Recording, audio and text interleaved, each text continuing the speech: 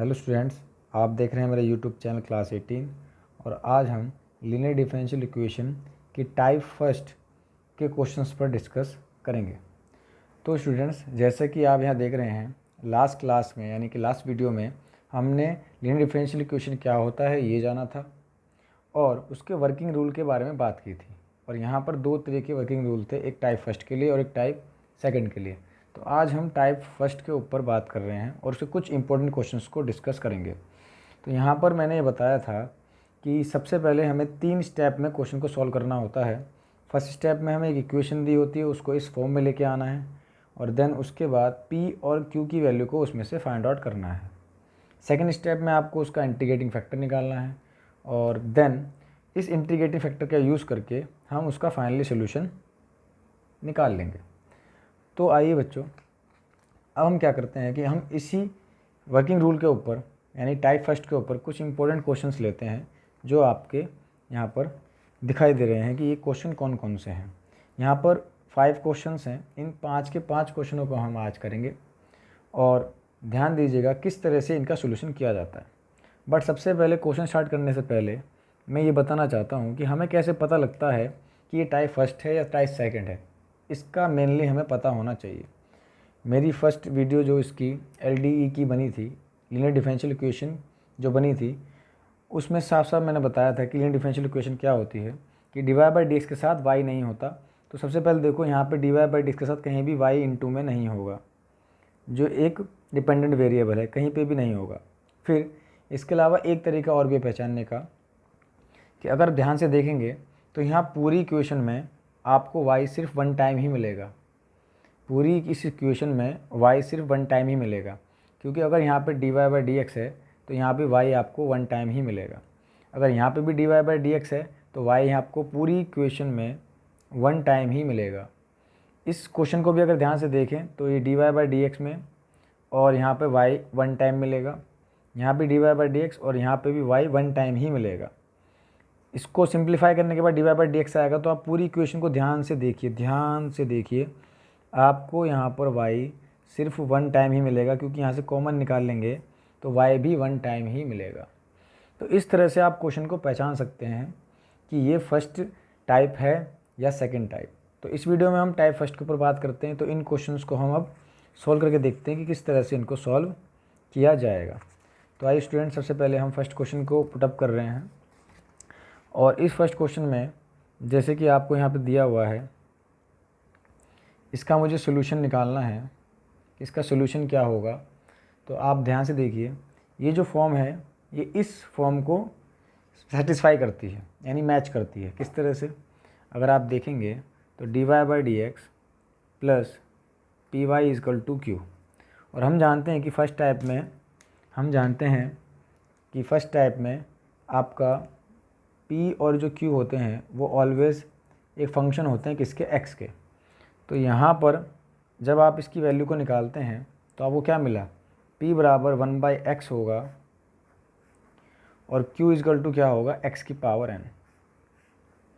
तो सबसे पहला हमारा स्टेप ये था कि आप जो गिवन इक्वेशन है उसमें से p और q को अलग अलग कर लीजिए। p और q को अलग करने के बाद फाइंड द इंटीग्रेटिंग फैक्टर। आपको क्या निकालना है, इसका इंटीग्रेटिंग फैक्टर। और हम जानते हैं कि इंटीग्रेटिंग फैक्टर का जो फॉर्मूला है वो क्या है, e की power integration p into dx। तो मैं ये p इंटू dx वाला पोर्शन आपको यहाँ साइड में करके दिखाता हूँ कि किस तरह से आप यहाँ पे इसको निकाल सकते हैं। तो मैंने लिया इंटीग्रेशन p इंटू dx। तो यहाँ पर अगर आप ध्यान से देखेंगे तो p की वैल्यू क्या है, 1/x इंटू dx। और आप जानते हैं कि 1/x का अगर इंटीग्रेशन करेंगे तो क्या आएगा, log x आएगा। क्या आएगा, log x आएगा। तो ये वैल्यू जो है वो यहाँ पे पुट की जाएगी। तो आप इस तरह से इंटीग्रेटिंग फैक्टर निकाल सकते हैं जो कहलाएगा e की पावर में, अगर मैंने इसका इंटीग्रेशन किया तो क्या आया, log x आया। और आप जानते हैं log की प्रॉपर्टी के अकॉर्डिंग मैं इसको लिख सकता हूँ e की पावर log x को ओनली x। इसमें e की पावर log x में से e की पावर log हट जाता है according to logarithm rule. Then आपको इंटीग्रेटिंग फैक्टर मिल गया। तो क्या करना था फाइनली, देयरफॉर सोल्यूशन जो आपको उसका निकालना है सॉल्यूशन ऑफ इक्वेशन क्या होगा, उसके लिए फॉर्मूला था ये वाला कि y इंटू आई एफ बराबर integration q into I F into D X plus C. यहाँ पर आप वैल्यूज़ पुट करेंगे जो आप फाइंड आउट कर चुके हैं, जैसे कि y तो y ही रहेगा इंटू आपको क्या मिला, आपको मिला इंटीग्रेटिंग फैक्टर कितना है आपके पास x, तो यहाँ x आ गया। और यहाँ पे आप ध्यान से देखेंगे तो q क्या है, q है x की पावर n और आपका इंटीग्रेटिंग फैक्टर क्या है x, तो यहाँ पे क्या मिल गया आपको into D X plus C. तो इस कंडीशन को अगर आप आगे ध्यान से बढ़ाते हैं तो आपको क्या मिलेगा, आप क्या करेंगे कि यहाँ पर जो लिखा हुआ है कि Y X is equal to, यहाँ x की पावर n है और यहाँ 1 है तो पावर ऐड हो जाएंगी, x की power n plus 1 into D X plus C.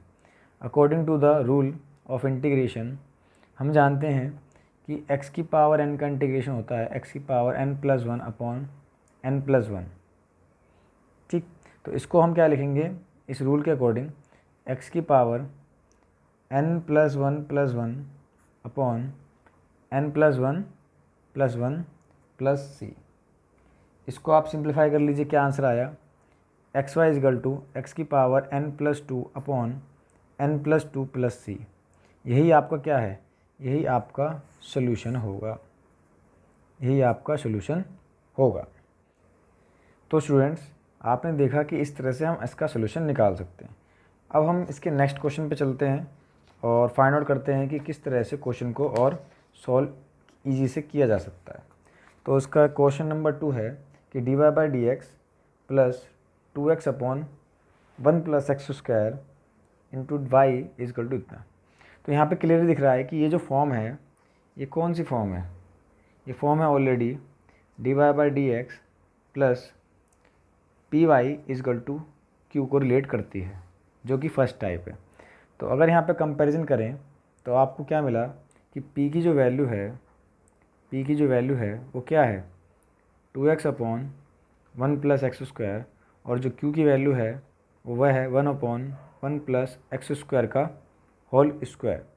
According to the condition जब आप p और q को निकाल लेते हैं तो हमें निकालना होता है इंटीग्रेटिंग फैक्टर। तो आपको यहाँ पे इंटीग्रेटिंग फैक्टर फाइंड आउट करना होगा, और इंटीग्रेटिंग फैक्टर का जो फॉर्मूला है वह है e की पावर में integration p into D x. यानी कि साफ साफ यहाँ पर आपको पता है कि मुझे p का इंटीग्रेशन करना है, और अगर आप ध्यान से देखें तो p की वैल्यू क्या है 2x upon 1 plus X square into D x. तो मैं यहाँ पर आपको इसका इंटीग्रेशन बता रहा हूँ कि किस तरह से किया जाएगा, कि आप यहाँ पे इसको 1 प्लस एक्स स्क्वायर को t मान लेंगे, जिसका डिफ्रेंशिएशन करने के बाद अकॉर्डिंग टू चेन रूल ये कैंसिल हो जाएगा और आपको क्या मिलेगा, सिंपल आपको मिल जाएगा कि e की पावर में इसको अगर आप t मानते हैं तो 1 अपॉन टी यानी कि log t, तो ये कंडीशन आ जाएगी log 1 प्लस एक्स स्क्वायर, क्या आ जाएगा log 1 प्लस एक्स स्क्वायर। और देन वी नो दैट अगर e की पावर log में कुछ दिया है तो उसको आप ले सकते हैं 1 प्लस एक्स का स्क्वायर। तो टोटल आपको पता लग गया कि इसका जो इंटीग्रेटिंग फैक्टर है वो कितना आएगा, 1 प्लस एक्स स्क्वायर इसका इंटीग्रेटिंग फैक्टर आएगा। नाउ अब हमें क्या करना है, सोल्यूशन फाइंड आउट करना है, जिसे आप बोलोगे देयरफॉर द सोल्यूशन इज़, क्या है सोल्यूशन, उसके लिए हमें फॉर्मूला जानते हैं कि y into I F is equal to according to condition integration q into I F into D X plus C. तो यहाँ पर वैल्यूज़ पुट कीजिए और आंसर को फाइंड आउट कीजिए। तो y का y ही रहेगा, और इंटीग्रेटिंग फैक्टर यहाँ पे कितना है 1 प्लस एक्स का square is equal to q आपका यानी function of x 1 plus X square का स्क्वायर इंटू इंटीग्रेटिंग फैक्टर ये जो आपका दिया हुआ है वो क्या था 1 plus X square into D X plus C. और वी नो दैट आप जानते हैं यहाँ पे स्क्वायर है और यहाँ पे एक पावर है, ये सिंपल कैंसिल हो जाएगा, तो क्या मिलेगा y into 1 plus X square, और यहाँ मिलेगा integration 1 plus X square into D X plus C. तो वेरी इजीली आपको क्लियर फाई आसानी से नज़र आता है, क्लियरली नज़र आता है कि यहाँ पे क्या लिखा है, इंटीग्रेशन 1/1 प्लस एक्स स्क्वायर। और वी नो दैट, हम जानते हैं कि 1/1 प्लस एक्स स्क्वायर का इंटीग्रेशन होता है tan inverse x plus C. यही आपका क्या कहलाता है, यही आपका सोल्यूशन कहलाता है। इसी को हम सोल्यूशन कहते हैं। कौन सा? Required solution. ये क्या है? It is the required solution. यही आपका क्या है? एक रिक्वायर्ड सोल्यूशन है। तो स्टूडेंट्स, अभी हम आगे बढ़ते हैं, नेक्स्ट क्वेश्चन नंबर 3 देखते हैं, वो भी इम्पोर्टेंट है। तो स्टूडेंट्स, इसको करने के बाद अब हमारा जो नेक्स्ट क्वेश्चन आ रहा है वो भी एग्ज़ाम के पॉइंट ऑफ व्यू से बहुत इंपॉर्टेंट है, और उसको आप समझिए कि इसको इस तरह से सॉल्व करेंगे। यहाँ पर क्लियरली नज़र आ रहा है कि y सिर्फ 1 टाइम है, तो इसका मतलब ये टाइप फर्स्ट है। बट क्लियरली है कि dy/dx अकेला होना चाहिए, तो इसके लिए मैं क्या करूँगा, sin x से डिवाइड कर दूँगा। क्या करूँगा? sin x से डिवाइड कर दूँगा। अगर मैं सबको sin x से डिवाइड करता हूँ तो यहाँ से तो sin x हट जाएगा, तो यहाँ क्या मिलेगा, 3y/sin x is equal to cos x upon sin x।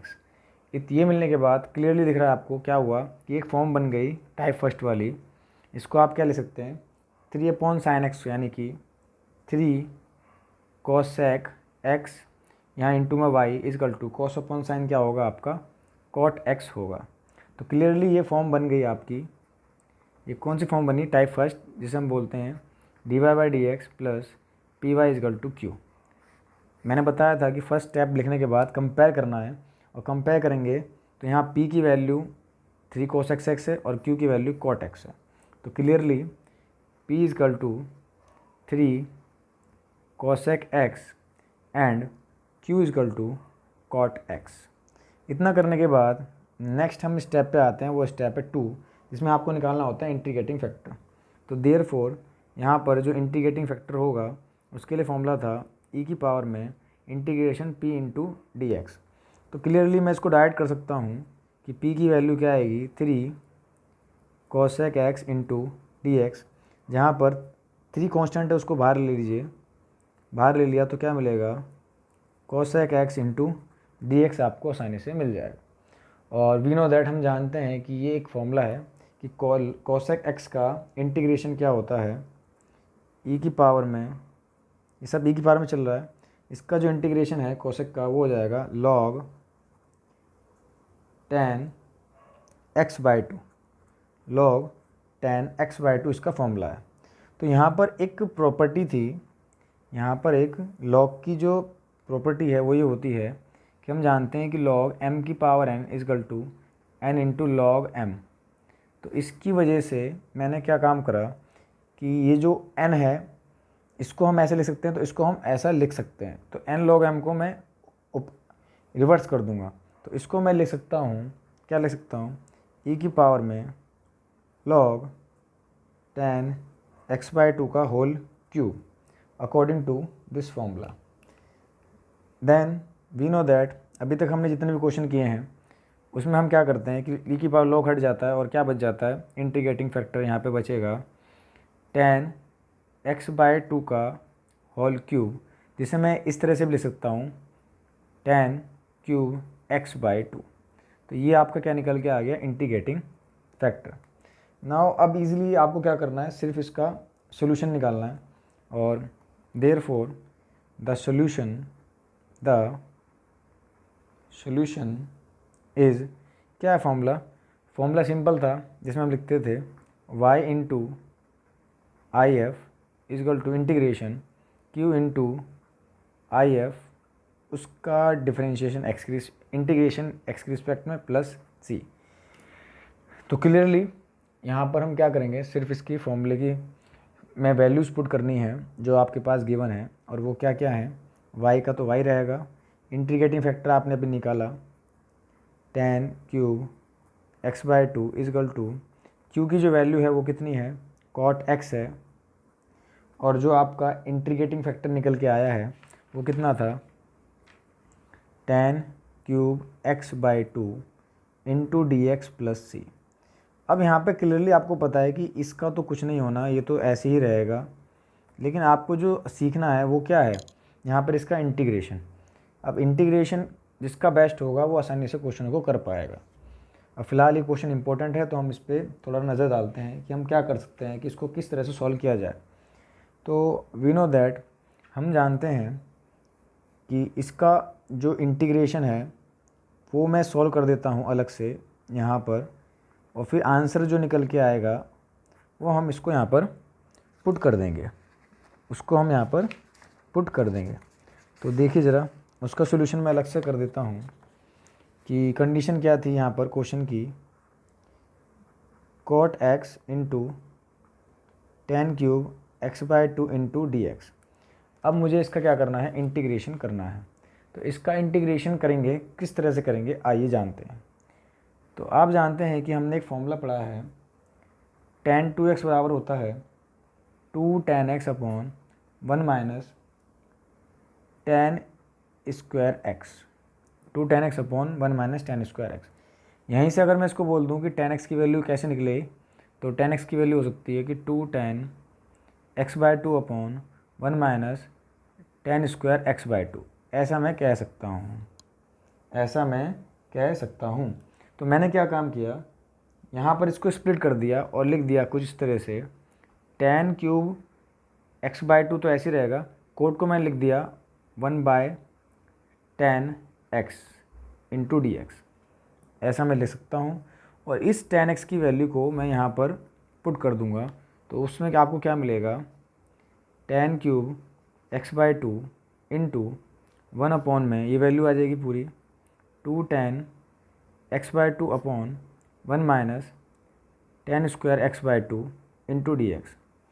अब इस कंडीशन में ये इसका अपोजिट हो जाएगा, तो इसको आप क्या ले सकते हैं, tan क्यूब x/2 इंटू में ये ऊपर चला जाएगा तो क्या मिलेगा 1 minus tan square x/2 upon में 2 tan x/2 into D x. तो इस कंडीशन में आपको क्लियरली नज़र आ रहा है कि एक tan x/2 से इसकी पावर कैंसिल हो गई। तो आपको यहाँ पे क्या मिला, 1/2 तो बाहर आ गया, इंटीग्रेशन में यहाँ बच गया tan स्क्वायर x/2 और ब्रैकेट में 1 minus tan square x/2 into D x. अब यहाँ से हम फिर सोचते हैं कि इसमें ऐसा क्या किया जा सकता है जिससे क्वेश्चन सॉल्व हो जाए। तो क्लियरली हमने एक फॉर्मूला पढ़ा हुआ है यहाँ पर, tan का हम फॉर्मूला ओपन करेंगे और ये 10th क्लास की आइडेंटिटी थी कि sec स्क्वायर थीटा में ले लिए sec square theta minus tan square theta equal to 1 होता है। यानी कि क्लियरली अगर मैं tan की वैल्यू निकालूँ तो क्या आएगा, यह आएगा कि sec square theta minus 1 equal to क्या होता है आपका tan स्क्वायर थीटा। तो यही वैल्यू मुझे यहाँ रखनी है, बस सिंपली यहाँ पर क्या है x/2 है तो मैं बोल सकता हूँ tan स्क्वायर x/2 को ले सकता हूँ sec स्क्वायर x/2 माइनस 1, और ये कंडीशन जो है वो यहाँ पर रिप्लेस की जाएगी। तो यहाँ पे आपको क्या मिला, 1/2 integration tan square x/2 1 minus, अब tan स्क्वायर x/2 की वैल्यू आएगी ये, यानी कि sec square x/2 minus 1 bracket में इंटू डी एक्स। यहाँ साइन चेंज हो जाएंगे तो आपको क्या मिलेगा, tan square x/2 1 minus sec square x/2 plus 1 into D x. Clearly ये आपको यहाँ पे जो कंडीशन मिली है वो मिला tan स्क्वायर x/2 और 1 और 1 कितना हो गया 2 minus sec square x/2 into D x. अब इतना करने के बाद अब क्लियरली अब यहाँ पे बच्चा फिर फंसेगा और वो सोचेगा कि इसमें हम ऐसा क्या कर सकते हैं जिससे क्वेश्चन और सॉल्व हो जाए। तो कुछ नहीं करना, आपको सिर्फ क्या करना है कि अब इस tan स्क्वायर की मल्टीप्लाई कर देनी है। तो आपको क्या मिलेगा, इसकी मल्टीप्लाई करने में अंदर 1/2 की पूरे में करेंगे तो ये आएगा इंटीग्रेशन 1/2 यानी इस 1/2 की इसके साथ tan स्क्वायर x/2 साथ में इंटू में 2 minus 1/2 tan square x/2 into में sec square x/2 complete D x. Complete क्या जाएगा, डी एक्स इसका निकल के आ जाएगा। अब क्या करना है आपको, यहाँ देखिए 2 से 2 कैंसिल हो गया, 2 से 2 कैंसिल हो गया तो क्या ले सकते हैं, यहाँ आ जाएगा tan स्क्वायर x/2 अलग अलग कीजिए, इंटू डी एक्स माइनस, इसको आप क्या ले सकते हैं, इसको आप ले सकते हैं tan square X by two, ये टू इसके साथ ले लिया मैंने, यानी 1/2 sec square X by two into D X, और यहाँ पर इंटीग्रेशन का साइन अलग से, यानी कि ये जो इंटीग्रेशन था इसको अब पहले तो एक में था ये पूरा, अब इसको दो अलग पार्ट में डिवाइड कर लिया, यानी कि बांट लिया। अब यहाँ पे आप देखें ध्यान से तो आपको क्या दिखता है कि ten square X by to को मैं क्या लिखूँगा, अकॉर्डिंग टू रूल हम जानते हैं कि इसका डायरेक्ट इंटीग्रेशन नहीं होता, तो मैं इस फॉर्मूले के अकॉर्डिंग लिखूँगा टेन को इस तरह से, sec square X by two minus one, और इसका मैं क्या करूँगा integration into D X minus, यहाँ पर अगर मैं इसको टी मान लूँ यानी चेन रूल से कर लूँ, तो इसको टी अगर मानते हैं तो इसका डिफ्रेंशिएशन होगा, यानी sec square X by two और एक्स बाई टू का 1/2, तो ये कैंसिल हो जाएगा। तो आपको यहाँ पे क्या मिलेगा, यहाँ पे आपको सिंपल मिलेगा, इसको अगर टी मानते हैं आप तो टी का स्क्वायर इंटू डी टी, इसे आप टी मानते हैं तो ये कैंसिल हो जाएगा, तो टी का स्क्वायर इंटू डी टी, और अब इसका डायरेक्ट इंटीग्रेशन करते हैं तो sec square X by two का इंटीग्रेशन हो जाएगा 2 into tan X by two minus one का क्या होगा x, और टी स्क्वायर को आप क्या बोलेंगे टी की क्यूब बाय 3 प्लस, अभी प्लस मैं इसमें नहीं जोड़ रहा क्योंकि इसका हम सिर्फ डिफरेंट इंटीग्रेशन कर रहा था, प्लस को हम आगे ले लेंगे। और यहाँ पर अगर आप ध्यान से देखें तो आप जानते हैं कि 2 tan x by two minus x, और टी क्या माना था हमने 10 एक्स बाई टू, तो इसके लिखेंगे 1/10 क्यूब एक्स बाई टू। तो ये जो आपका निकल के आया है यही आपका सोल्यूशन होगा। तो क्वेश्चन इंपॉर्टेंट है इसलिए मैंने इसको लिया, और इसी सोल्यूशन को हम कहाँ रखेंगे अब फाइनली इस कंडीशन में रखेंगे, यहाँ पर इस जगह पे, यानी कि इसका आंसर हो गया 10 cube X by two equal to, ये जो हमारा आंसर निकल के आया है कि 2 tan x by two minus x minus 1/3 10 cube X by two plus ये सी, इसलिए मैंने यहाँ नहीं जोड़ा था क्योंकि सी यहाँ आना था। यही आपका फाइनल सोल्यूशन है, यही आपका फाइनल सोल्यूशन है। इम्पोर्टेंट क्वेश्चंस हैं, इनको ध्यान से देखिए और समझिए कि क्या इसमें इम्पोर्टेंट चीज़ें हैं, खास करके इसका इंटीग्रेशन प्रोसेस सेम है, जैसे कि हम पी और क्यू निकालते हैं, इंटीग्रेटिंग फैक्टर निकालने के बाद उसका इंटीग्रेशन, यही इसका फाइनल सोल्यूशन है। तो स्टूडेंट्स आगे का क्वेश्चन देखते हैं। तो नेक्स्ट क्वेश्चन जो है वो क्वेश्चन नंबर 4, ये भी इम्पोर्टेंट क्वेश्चन है जो एग्ज़ाम के पॉइंट ऑफ व्यू से आ सकता है। इजी है सिर्फ समझाने के लिए कि देखिए किस तरह से क्वेश्चन को सॉल्व करते हैं। तो मैंने इसको देखा कि फाइनली y सिंगल है और x ज़्यादा है, यानी कि फर्स्ट टाइप है, और इस फर्स्ट टाइप के अंदर ये x क्या कर रहा है, इसको हटाना होगा, तो x से डिवाइड कर दीजिए, आपको क्या मिलेगा dy/dx plus 2/xy equal to x नीचे ले जाएंगे, तो आपको पता है कि अगर मैं x यहाँ नीचे ले जाता हूँ तो इससे कैंसिल होने के बाद आपको मिल गया dy/dx plus 2/xy equal to x into log x। ये फाइनली आपका इक्वेशन बन गई, लीनियर डिफरेंशियल इक्वेशन, जिसे हम कंपेयर करेंगे dy/dx plus py equal to q से। और हम जानते हैं यहाँ पर कि p ऑलवेज़ x का फंक्शन होता है और q ऑलवेज़ x का फंक्शन होता है। तो आगे चलते हैं, यहाँ पर p की वैल्यू है 2/x और q की वैल्यू है x into log x। Then integrating factor, therefore integrating factor is equal to E की पावर में p इंटू डी एक्स, और आप जानते हैं यहाँ पर p की वैल्यू क्या है 2/x, इसमें से 2 बाहर निकाल लिया तो 1/x इंटू डी एक्स, और आप जानते हैं कि 1/x का जो फॉर्मूला है इंटीग्रेशन में वो क्या होता है log x होता है। और इसको अकॉर्डिंग टू, इसको हम अगर अकॉर्डिंग टू करें तो क्या मिलेगा, हमें मिलेगा log m की पावर n, log m की power n equal to n into log m के रूल से इसको हम वापस ऐसे लिख सकते हैं। तो यानी 2 इधर आ जाएगा, तो ये आपका क्या हो जाएगा e की पावर में log x स्क्वायर, जिसे मैं इस इंटीग्रेटिंग फैक्टर को क्या लिख सकता हूँ, सिर्फ x स्क्वायर लिख सकता हूँ। तो मेरा जो इंटीग्रेटिंग फैक्टर है वो कितना आ गया, x स्क्वायर आ गया। अब फाइनली मुझे क्या करना है, सोल्यूशन निकालना है। तो सोल्यूशन जो होगा वो उसके लिए formula y into I F equal to integrate q into I F into D X होगा प्लस c। तो सिंपली वैल्यू पुट कर दीजिए और आंसर मिल जाएगा। और क्या मिलेगा, वो आपको मिल जाएगा y इंटू आई एफ की वैल्यू क्या है, X square is equal to q कितना है यहाँ पर, x into log X, then इसको आप क्या बोलोगे इंटू आई एफ की वैल्यू एक्स स्क्वायर इसका डी एक्स प्लस सी। और आपको ये क्या मिलेगा, ये आपको मिल जाएगा क्या लिखेंगे, y into X square is equal to X की मल्टीप्लाई कर ली तो X cube into log X into D X plus C. यही तो आंसर है, बट अभी अधूरा है क्योंकि हमें इसको भी सॉल्व करना होगा। और ये जो सॉल्व होगा वो होगा इंटीग्रेशन के रूल, इंटीग्रेशन बाय पार्ट से। इसमें आप आइलेट के अकॉर्डिंग सोल्यूशन करते हैं, इसमें इन्वर्स लॉग पहले वाले को माना जाता है, फिर अलजेब्रिक, फिर ट्रिग्नोमेट्री और फिर एक्सपोनेंशियल आता है। तो यहाँ पर इन्वर्स तो है नहीं, लॉग यानी कि इसे फर्स्ट माना जाएगा और इसे सेकंड माना जाएगा। तो इसका सोल्यूशन कैसे होगा आइए हम देखते हैं। उसके लिए हम क्या करेंगे कि फर्स्ट वाले को छोड़ देंगे खाली, ठीक।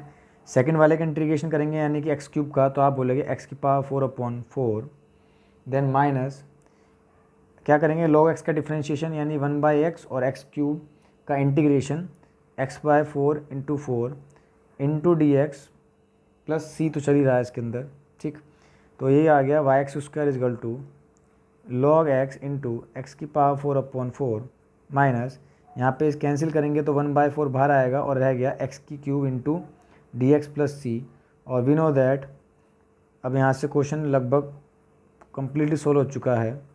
और एक्स क्यूब क्या लिखेंगे आप, x4/4 प्लस सी। और फाइनली जो आंसर है आपका मिल गया log x इंटू एक्स की पावर 4/4 माइनस एक्स की पावर 4/16 प्लस सी।